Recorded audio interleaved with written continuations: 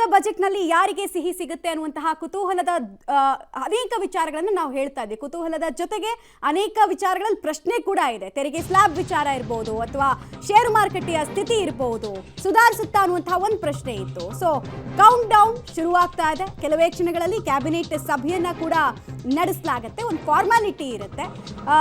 ಅದಾದ ನಂತರ ಕ್ಯಾಬಿನೆಟ್ಗೆ ಈಗಾಗಲೇ ಪ್ರಧಾನಿ ನರೇಂದ್ರ ಮೋದಿ ಅವರು ಆಗಮಿಸ್ತಾ ಇದ್ದಾರೆ. ಸೊ ಇಲ್ಲಿಂದ ಡೈರೆಕ್ಟ್ ಆಗಿ ಸೆಷನ್ಗೆ ಬಂದು ಬಜೆಟ್ ಅನ್ನು ಮಂಡಿಸ್ತಾರೆ. ಇನ್ನೇನು ಸ್ವಲ್ಪ ಹೊತ್ತು, ಒಂದು 3/4 ಗಂಟೆ ಮಾತ್ರ ಬಾಕಿ ಇದೆ. ಕ್ಯಾಬಿನೆಟ್ ಅಲ್ಲಿ ಬಜೆಟ್ ಅನುಮೋದನೆಯನ್ನ ನಿರ್ಮಲಾ ಸೀತಾರಾಮನ್ ಅವರು ಫಾರ್ಮಾಲಿಟಿ ಪ್ರಕಾರ ಪಡೆಯಲಿದ್ದಾರೆ. ಸತತ 8ನೇ ಬಾರಿಗೆ ಬಜೆಟ್ ಅನ್ನ ನಿರ್ಮಲಾ ಸೀತಾರಾಮನ್ ಅವರು ಮಂಡಿಸ್ತಾ ಇದ್ದಾರೆ. ಬಟ್ ಇದು ಪಾಪ್ಯುಲರ್ ಬಜೆಟ್ ಆಗತ್ತಾ ಅನ್ನೋದು ಪ್ರಶ್ನೆ.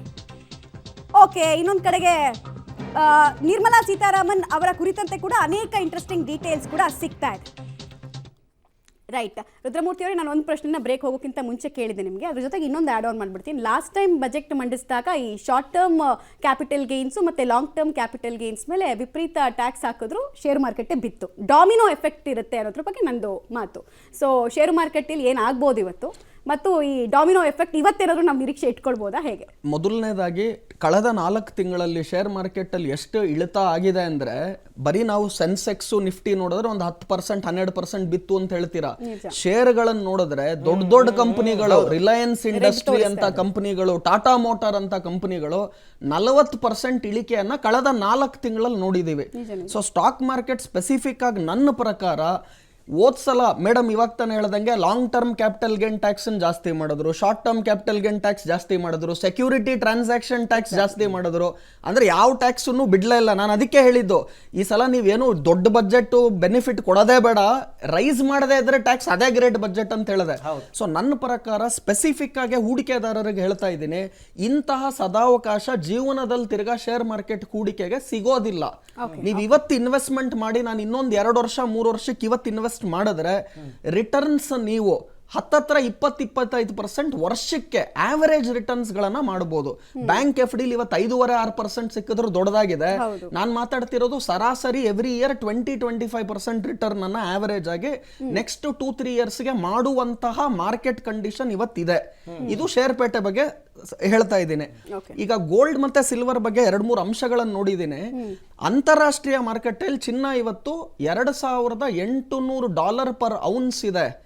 ನಮ್ ಜನಕ್ಕೆ ಅರ್ಥ ಆಗಲ್ಲ ಅಂದ್ರೆ, ಇಂಡಿಯನ್ ರೇಟ್ ಹೇಳಿದ್ರೆ 22 ಕ್ಯಾರೆಟ್ ಚಿನ್ನ $7,750 ಪ್ರತಿ ಗ್ರಾಮ್ಗಿದೆ, 7,750. ಅದು ಬಿಡಿ 24 ಕ್ಯಾರೆಟ್ ಶುದ್ಧ ಚಿನ್ನ ನೀವು ನೋಡಿದ್ರೆ 8,500 ಇದೆ. 8,500 1 ಗ್ರಾಮ್ ಚಿನ್ನ. ಬೆಳ್ಳಿ 1 ಲಕ್ಷ ಪ್ರತಿ ಕೆಜಿಗಿದೆ ಇವಾಗ. ಬೆಳ್ಳಿ ಬೂಮ್ ಆಗ್ತಿರೋ ರೀತಿ ವಿಚಿತ್ರ. ಅದ್ರ ಜೊತೆಗೆ ಇನ್ನೊಂದು ಆಡ್ ಮಾಡ್ಬಿಡ್ತೀನಿ ಸರ್, ಮ್ಯೂಚುವಲ್ ಫಂಡ್ ಬಗ್ಗೆ ಇನ್ವೆಸ್ಟ್ ಮಾಡ್ಬೋದಾ ಮಾಡಬಾರ್ದು ಅನ್ನೋದು ಒಂದು ಪ್ರಶ್ನೆ. ಎಲ್ಲಿ ಇನ್ವೆಸ್ಟ್ಮೆಂಟ್ ಮಾಡ್ಬೇಕು, ಎಲ್ಲಿ ಇನ್ವೆಸ್ಟ್ ಮಾಡಿದ್ರೆ ಮೇಡಮ್ ಬಂದು ಅದಕ್ಕೆ ಟ್ಯಾಕ್ಸ್ ಹಾಕ್ಬಿಡ್ತಾರೋ ಭಯ ಜನರಿಗೆ. ನೋಡಿ, ಯಾರಿಗೆ ಮಾರ್ಕೆಟ್ ಅನಾಲಿಸಿಸ್ ಮಾಡೋದಕ್ಕೆ ಟೈಮ್ ಇಲ್ಲ, ಅದರ ಪರಿಣತೆ ಇಲ್ಲ ಅಂತಿರ್ತಾರೆ. ಈಗ ನಾನು ಕೆಲ್ಸಕ್ಕೆ ಹೋಗ್ತೀನಿ, ನಾನು ಸ್ಯಾಲ್ರಿಡ್ ಕ್ಲಾಸು, ಬೆಳಗ್ಗೆ ಸಾಯಂಕಾಲ ನನ್ನ ಕೆಲಸನೇ ಆಗಿರುತ್ತೆ ಅನ್ನೋರು ಮ್ಯೂಚುವಲ್ ಫಂಡ್ ಹೋಗ್ಬೇಕು. ಯಾಕಂದ್ರೆ they are not experts, they don't have time. ಯಾರಿಗೆ ಅದ್ರ ಬಗ್ಗೆ ಪರಿಣತೆ ಇದೆ, ಎಕ್ಸ್ಪೀರಿಯನ್ಸ್ ಇದೆ, ಟೈಮ್ ಇದೆ, ಅವ್ರು ಖಂಡಿತ ಡೈರೆಕ್ಟ್ ಶೇರ್ ಮಾರ್ಕೆಟ್ ಇನ್ವೆಸ್ಟ್ಮೆಂಟ್ಸ್ ಅನ್ನ ಮಾಡಬಹುದು. ಇಲ್ಲ please go through mutual fund route. ಈ ಗೋಲ್ಡ್ ಸಿಲ್ವರ್ ಬಗ್ಗೆ ನಾನು ಮಾತನಾಡ್ತಾ ಏನ್ ಹೇಳಿದೆ, ಈಗ ಅಮೆರಿಕಾಲಿ ಏನು ಟ್ರಂಪ್ ಬಂದಾದ ನಂತರ ಟ್ಯಾರಿಫ್ಗಳನ್ನು ನಾನು ಎಲ್ಲ ಕಡೆ ಹೇರ್ತೀನಿ, ಹಾಗೂ ಬೇರೆ ದೇಶಗಳು ನಮ್ಮ ದೇಶದಿಂದ ಮಾತ್ರ ಗ್ರೋ ಆಗ್ತಾ ಇದ್ದಾರೆ, ನಾವು ನಮ್ಮ ದೇಶದ ತೆರಿಗೆಗಳನ್ನ ಕಡಿಮೆ ಮಾಡ್ತೀವಿ, ಮಾಡ್ಬಿಡ್ತೀವಿ ಅಂತೆಲ್ಲ ಹೇಳ್ತೀವಿ, ಹಾಗೂ ಕರೆಕ್ಟ್ 0 ಲೆವೆಲ್ಗೂ ತಂದ್ಬಿಡ್ತೀನಿ. ಬೇರೆ ದೇಶಗಳಿಗೆ ನಾವು ಏನು ಟ್ಯಾಕ್ಸ್ ಗಳನ್ನ ಜಾಸ್ತಿ ಮಾಡ್ತೀವಿ ಅಥವಾ ಟ್ಯಾರಿಫ್ ಗಳ ಮುಖಾಂತರ ನಾವೇನ್ ಕಲೆಕ್ಷನ್ ಮಾಡ್ತೀವಿ, ಅದರಿಂದ US ಎಕಾನಮಿಯನ್ನ ಗ್ರೋ ಮಾಡ್ತೀವಿ ಅಂತ ಹೇಳಿದ್ದಾರೆ.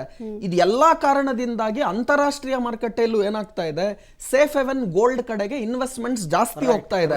ಹಾಗಾಗಿ ಯಾವಾಗ ಅಂತಾರಾಷ್ಟ್ರೀಯ ಮಾರುಕಟ್ಟೆಯಲ್ಲಿ ಚಿನ್ನದ ಬೆಲೆಗಳು ಜಾಸ್ತಿ ಆಗುತ್ತೋ, ನಮ್ಮಲ್ಲೂ ಕೂಡ ಚಿನ್ನದ ಬೆಲೆಗಳಲ್ಲಿ ಈ ಏರಿಕೆಯನ್ನ ಕಾಣ್ತೀವಿ. ಇನ್ನೊಂದು 2-3 ಸ್ಪೆಸಿಫಿಕ್ ಕ್ವೆಶ್ಚನ್ಸ್ ನಿಮ್ಮ ಹತ್ರ ಬರ್ತೀನಿ ನಾನು. ಬಟ್ ಮೇಡಮ್, ನಾನಾಗಲೇ ಅನ್ಎಂಪ್ಲಾಯ್ಮೆಂಟ್ ಬಗ್ಗೆ ಮಾತನಾಡ್ತಾ ಇದ್ದೆ. ಒಂದು ದೊಡ್ಡ ಪಡಂಭೂತ ನಮ್ಮ ದೇಶದ ಸಮಸ್ಯೆ ಅದೊಂದು.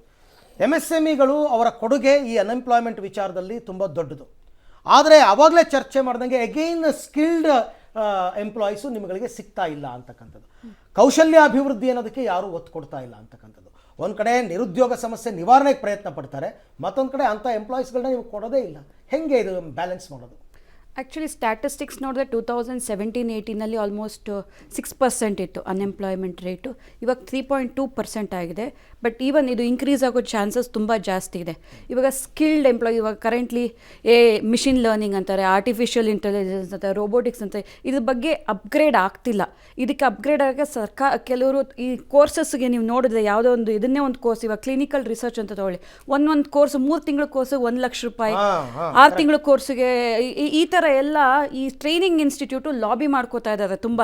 ಈ ವೀಕ್ನೆಸ್ ಏನಿದೆಯಲ್ಲ, ನಾನು ಅಪ್ಗ್ರೇಡ್ ಆಗಬೇಕು ಅಂತ ಲಾಬಿ ಮಾಡ್ಕೋತಾರೆ. ತುಂಬ ಜನಕ್ಕೆ, ಈ ಬಡವರಿಗೆ, ಲೋವರ್ ಮಿಡಲ್ ಕ್ಲಾಸ್ ಜನಕ್ಕೆ ಇದನ್ನ ಅಫೋರ್ಡ್ ಮಾಡೋಕ್ಕಾಗ್ತಾ ಇಲ್ಲ.